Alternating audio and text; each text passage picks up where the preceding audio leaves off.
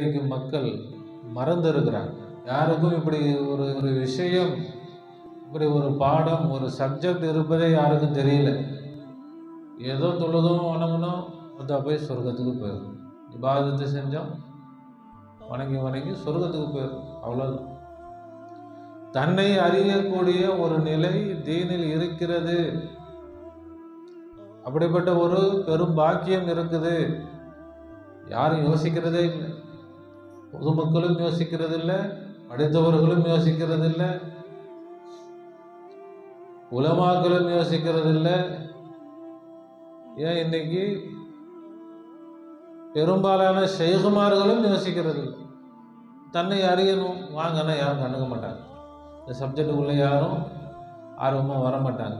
இப்போ அல்லாஹ்வை பார்ப்பது என்பதுதான் மனிதனுடைய முக்கிய வேலையே. அல்லாஹ்வை பார்க்காதனால தான் மனுஷனுக்கு எல்லா கஷ்டமும். அல்லாஹ்வே மறந்துட்டு அப்புறம் என்ன முஸ்லீமு? இப்போ அல்லாஹ்வையே மறந்து விட்டு அல்லாஹ் நினைக்கிறேன்னு எப்படி நினைக்கிறது? அவன் யாருன்னு விளங்கி நினைக்கிறது தானே. சட்டத்திட்டம்னா எல்லாரும் தொழுகையுடைய சட்டம், நோம்புடைய சட்டம், நோம்புடைய மசாயில், அப்படியே விலாவரியாக பேசுவாங்க, எல்லாம் செய்வாங்க. ஈமானுடைய மசாயில் என்னதுங்க? வணக்கத்திற்குள் அல்லாதவர் யாரும் இல்லை சொல்லிட்டீங்கல்ல, முடிஞ்சு போச்சு, தூக்கி போட்டு போயிட்டே இருக்கு. இதுதான் மெயின் சப்ஜெக்ட். தொழுகை, நோன்பு, இந்த ரெண்டையும் முடிச்சிட்டிங்களா, முடிஞ்சு போச்சு. டைரக்டாக சொர்க்கத்துக்கு போயிடுவீங்க.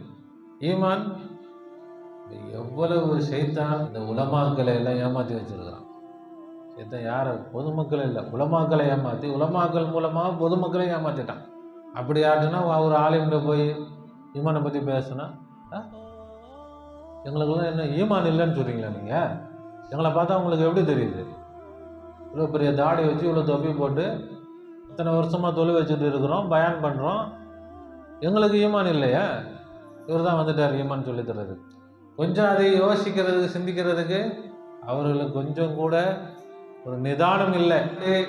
நபி ஸல்லல்லாஹு அலைஹி வஸல்லம் ஈமானை மக்காவிலே சொல்லும் பொழுது அப்போ எங்கள் முன்னோர்கள்லாம் வழிகட்டு போயிட்டாங்களா? இவர் தான் நேர்வழி பெற்றவர், நாங்களாம் வழிகட்டவங்க, எங்கள் முன்னோர்கள்லாம் வழிகட்டவங்க, நாங்களாம் நரகத்துக்கு தான் போவோம், இவர் தான் ஈமான், இவர் தான் அல்லாஹ்வை நம்புகிறாரு, இவர் தான் சொர்க்கத்துக்கு போவார்.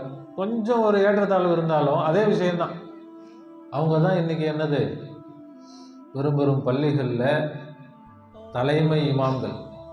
இப்போ எப்படி சமுதாயம் உருப்படும்? அல்லாஹ் சொல்லிட்டான், ஒரே விஷயம்தான், ஈமான் இருந்தால் வெற்றி. ஈமானுக்கு பிறகு தான் மற்றதெல்லாம். ஈமான் இல்லாட்டி நான் பார்க்கவே மாட்டேன்.